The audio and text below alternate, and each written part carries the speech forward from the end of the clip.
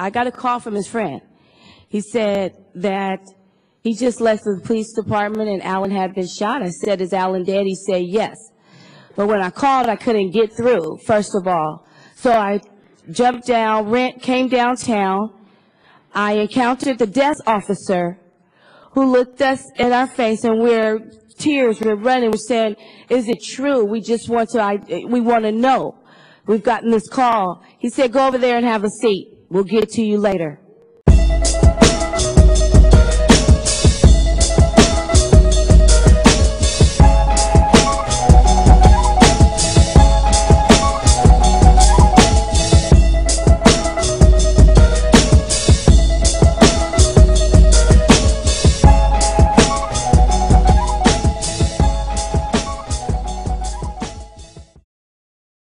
I'm Fly Benzo, straight out of Hunters Point, and I'm no stranger to police brutality.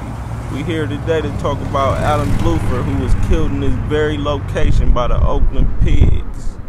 A few weeks ago, there was a barbecue at Arroyo Park for Alan Blueford.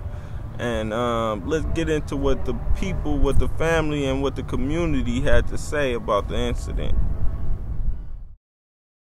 On May 6th, about midnight, Miguel Masso and his partner decided to stop and harass my cousin and two other teenagers that he was with.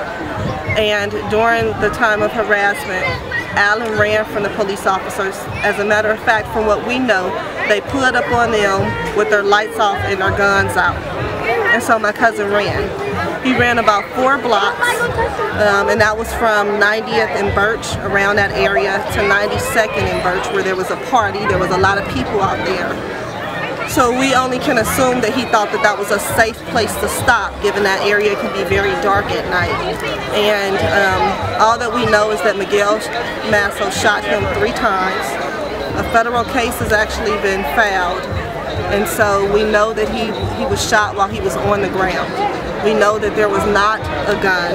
We know that there was no immediate threat to Miguel Masso's life or anyone in the area at the time. And we know that Miguel Masso shooting him was complete murder. He just murdered my cousin. So, to me, this was just like a slap in the face of the community. That's a slap in the face of the court, too, because you're saying to these cops, no matter what you do, we got your back, boys, you know? And that, of course, encourages them to do whatever lawlessness they care to do. So I think people in Oakland got to put a lot of pressure on the city council members. We had a representative from the police department said it was because they're in drug-infested area. As far as I know, 90th is not drug-infested, you know, but that still doesn't mean that they, as we see in the autopsy, my brother had no drugs or alcohol in his system, so that's not a reason to stop anybody in Jackson, you know, and then to stop somebody with your lights off, jump out with your guns drawn and all that.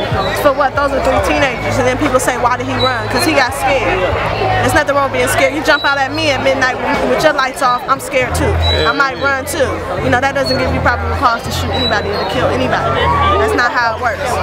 As a family, you know, I don't know how we all stand it, honestly. I don't know how my mother stand every day, you know. Honestly, they told me my little brother died and my heart stopped, honestly.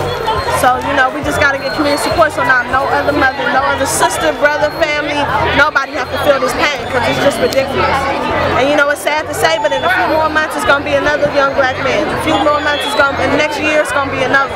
And it's got to stop. They can't convince to the mass public that it's okay to shoot, you know, black men and women down like dogs with no, you know, reasonable evidence unless they create that character and fear in everybody's subconscious about this, which they do with the laws, which they do, you know, with the shows like Lock Up and stuff like this to, you know, to justify in people's mind what they're doing to us. And we need each and every one of you to stand with us today. Yes. We need each and every one of you to come and fight with us against these injustices. Yes. We are going to be mobilizing down on, in front of City Hall on July 31st to fight back against the community, the city officials, letting them know how we feel and how it's time to stop. We want justice for Alan.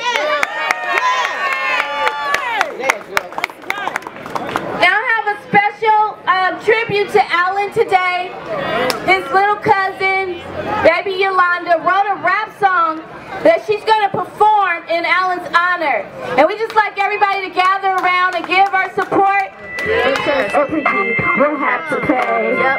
His love will always stay. That's right. Yes, it will. I give it all to him. Justice for Alan Blueford. Justice for Alan Blueford. Justice.